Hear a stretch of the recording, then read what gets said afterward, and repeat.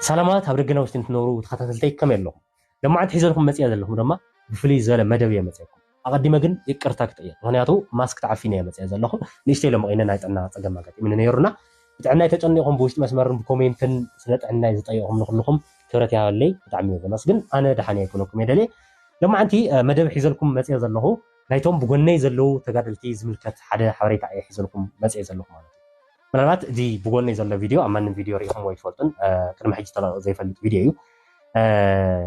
እዚ ቪድዮ እዚቶም ኣብዚ ዘለዉ ብጎኒ ትሪእዎም ዘለኹም ተጋደልቲ ስለ ናታቶም መንነት ምዝራብ ምንም ትርጉም የብሉን ኦልሬዲ ትፈልጥዎም ኢኹም እንተኾነ ግን እዞም ተጋደልቲ እዚኦም ምንተ ትግራይ ምንተ ዓዲ ምንተ ህዝቢ ኢሎም ህይወቶም ደሞም ዓፅምቶም ነዛ ትግራይ ትበሃል ዓዲ ከወፍዩ ቆሪፆም ዝወፁን ህይወቶምን ኣካሎምን ነዛ ዓዲ እዚኣ ሓመድ ገይሮም ዘረከቡ ጀጋኑ ተጋደልቲ ብፆትና እዮም እዞም ተጋደልቲ እዚኦም ምናልባት ኣብቲ ቪድዮ ትሪእዎም ዘለኹም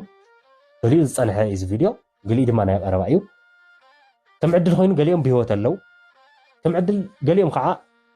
ዝተሰውኡ ኣለው ማለት እዩ ዝቆሰሉ እውን ኣለው ኣካሎም ዝጎደሉ እውን ኣለው ኣብቲ ቪድዮ እዚ ካብ ዘለው ማለት እዩ እናቶም ተጋደልቲ እዚኦም ንብፆተይን ነዞም ዓዲ ሙሉእ ዘድሕኑ ተጋደልቲ ትግራይ ዓብዪ ክብሪ ኣለንና ቴንኪዩ ብፆተይ ኢለ እየ ክጅምር ናብቲ ዋና ኣጀንዳይ ከኣቲ ሎማዓንቲ ሓደ መልእኽቲ ብውሽጢ መስመር መፂኒ ሎማዓንቲ ብቻ ይኮነ ቀኒ እዩ እቲ መልእኽቲ ካብ ኣርሚ 92 ኮር 2 ዝበሃል ኣሃዱ ሓደ መልእኽቲ መፂኒ ንሱ ድማ መቸም ከም ዝፍለጥ ንእሽተይ ንድሕሪት ምልስ ኢለ ከስታውሰኩም ትግራይ ከበድቲ ዝኾኑ ጦርነታት እያ ሓሊፋ 2013 ዝነበረ ከቢድ ደማዊ ጦርነት ማንም ሰብ ዝጠፍኦ ኣይኮነን 2014 እውን ከይቋረፀ ቀፂሉ ብጣዕሚ ከቢድ ዝኾነ ጦርነት እዩ ተኻይዱ